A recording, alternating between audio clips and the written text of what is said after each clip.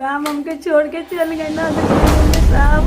5 गो लड़की बड़ी समझ ना बेटा बना भाई हमारा राम के आवे खातिर बहुत कोशिश कैनी है, लेकिन फरमाइश ना वीजा लगौले रहा ना आवे देता रहा। हमारे राम के एकदम जेल में डाल के यही निवेदन करत है कि हमार 5 गो लड़किन के रोजी रोजगार दे, बिहे के पैसा दस, हमरा के खाए के देश, हमारे बूढ़े को सास ससुर हम लोग के हार देश, हमके परिवार के कपड़ा लत्ता खरीद लिए थे। उसके बाद तो बोला कि मेरे को गर्मी थोड़ा लग रहा है तो ऐसे रूम में गए। उसके बाद लड़की दिया है लक 22 साल। अच्छा, बच्चे बड़े बड़े हैं हाँ, साहब? दिया है लक 3 गो बैठ चल लड़का ना आवे सब। दुबई में मजदूरी करने गए शख्स की मौत, 5 बेटियों के सिर से उठा पिता का साया, रोती पत्नी ने पीएम सीएम से लगाई गुहार। नमस्कार, मैं शबीना परवीन और आप सभी देख रहे हैं मेरे साथ भारत मीडिया। उत्तर प्रदेश के बलिया जिले से एक बेहद ही मार्मिक और झकझोर देने वाली खबर सामने आ रही है। बलिया के बेलथौड़ अंतर्गत बवल्डी गांव के रहने वाले 45 वर्षीय हरेराम चौहान की दुबई में दर्दनाक मौत हो गई है।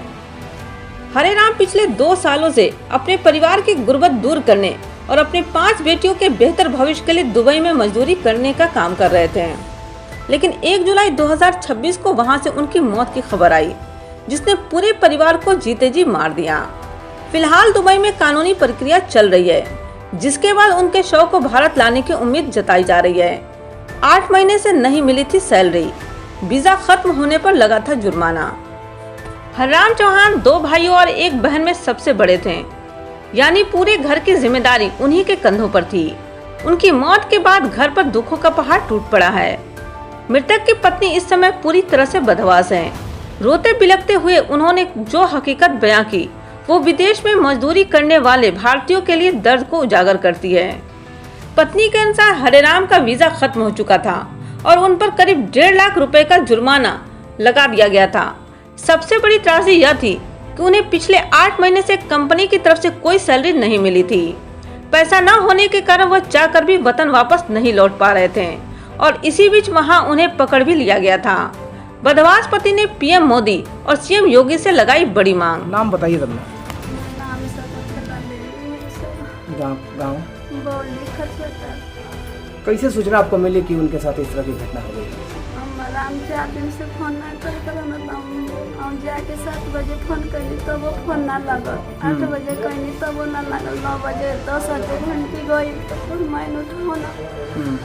हम राम के घंटी बंद रहे ना जाल तो स्कूल मैन के नंबर है तो ऊपर कॉलिंग कहनी, फिर मैंने काट दिया, मैसेज कहनी, सुन के पटा गई ना। फिर मुझे से फोन मैसेज कहना, फिर मैं जे रहे हो जाके वो दोनों की फिर एक्सपायर हो गए बना। राम हमके छोड़ के चल गए ना तो जीवन में साहब। हम 5 गो लड़की बड़ी समझ ना बेटा बना भाई बा। कितना दिन से दुबई में थे वो? हमारे 24 महीना हमारी राम के गए 24 महीना से हम इंतजार करत हम नहीं होता। हमारा राम के आवे खातिर बहुत कोशिश कैनी है, लेकिन फरमाइश ना वीजा लगौले रहा ना आवे देता रहा। हमारे राम के एकदम जेल में डाल दिले रहा। साहब हम मोदी से यही निवेदन करत है कि हमारे 5 गो लड़किन के रोजी रोजगार दे, बिहे के पैसा दस, हमरा के खाए के देश, हमारे बूढ़े को सास ससुर हम लोग के हार देश, हमके परिवार के हमारे साहब हमके सब कुछ दे। मोदी हमारे लड़की नौकरी करे जब हो गए वैसा पढ़ा लिखा के हम सही कैले बनी। शादी विवाह कोनो को भइल होते? किसी के नहीं हुआ साहब। हम 5 गो आवस हमारे सामने सब लड़की आओ लड़की देख ली साहब। हमारे राम दूसरा के देश में बंदी बना रहा देख ली। बंदी बने थे, कैसे पता चला था? आप तो नौकरी करने गए थे ना? वो गए थे लेकिन वीजा नहीं लगा था। उधर के सरकार उधर के जो फरमाइन बाब है ना, उधर वीजा नहीं लगा था, नहीं आ रहे थे। वीजा खत्म होने से वो पाबंदी में थे साहब। तो ये वीजा पे ही तो गए थे नौकरी करने? गए थे, खत्म हो गया था। अच्छा, वीजा रिन्यूअल नहीं हुआ था? नहीं, वो बोले थे कि हमारे लोगों को वीजा लगाइए कि हम लोग समय से घरे जाएं, लेकिन और बाप जो है फरमाइन है वो वीजा नहीं लगाया था सर। हमारे राम को हमारे महतारी मर गई, काम क्रिया भी कि उसमें नहीं आए। हम बहुत दुख में थे सर, हमारा दिल टूट चुका है। मोदी से मैं यही करूँगा कि जो भी इंडिया के लोग जाए उसको सुरक्षित घर तक पहुँचाने का आदेश दे। आज जो हमारा जैसा ना बेटा है ना भाई है, हमारा 5 बेटी शादी करने लायक हो गई है। हमारे लड़की को रोजी रोजगार दे, हमारी बेटी की शादी की पैसा पूरा खर्चा उठाए। तो आने वाले थे ना घर, आप लोग बता रहे थे कि आने वाले थे, वहाँ से किस तरह आए? उधर का सरकार भेजेगा तभी तो इधर आएंगे। न पैसा है न वीजा है तो किस तरह आएंगे बताइए। हम फरसा टार तक पैसा नहीं रहेगा तो हमको कोई ले जाएगा। नहीं कोई नहीं बोला। तो वो विदेश में किस तरह आ जाएंगे? न पैसा है पैकेट में, न वीजा लगा है। एयरपोर्ट पर जाएंगे तो उधर के सरकार लेकर उसको थाना में डाल देगा। बता रहे थे लोग कि उनको जो कोई फाइन वगैरह भी लगा था। हाँ, फाइन लगा था।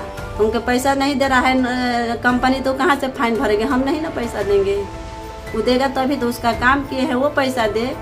हमको तो पैसा 8 महीने से हमको पैसा तो नहीं दे रहे थे। वो अगला नहीं दे रहा था हमारा राम, हम भी कुछ भी नहीं दे रहे थे। 8 महीने से उनको सैलरी वगैरह वहाँ ना, वहाँ पर कुछ नहीं दे रहा था, उसको रखा था। हम यही कहेंगे कि हमको सरकार जो है मोदी है ना, वही ना है, उनसे यही अपील करूंगा कि हे साहब, हे सरकार, हमारे राम तो। जवान पति के खोने के बाद बेसहारा हुई पत्नी ने देश के प्रधानमंत्री नरेंद्र मोदी और सूबे के मुख्यमंत्री योगी आदित्यनाथ से सीधी और बड़ी मांग कर डाली।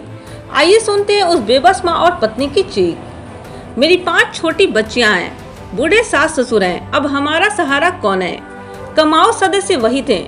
हम मोदी योगी सरकार से मांग करते हैं कि शव को जल्द से जल्द भारत लाया जाए और इन अनाथ बच्चियों के भविष्य के लिए सरकार हमारी मदद करे। भाई और बूढ़ी माँ का रो रो कर बुरा हाल है। हरेराम के छोटे भाई अखिलेश चौहान अपने बड़े भाई की इस असामयिक मौत से पूरी तरह टूट चुके हैं।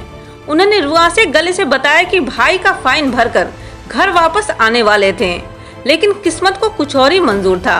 सुनिए अखिलेश का क्या कहना है। क्या लगते थे जो ये एक्सपायर हुए हैं आपके? वो हमारे बड़े भाई साहब थे। क्या नाम था उनका? हरेराम चौहान।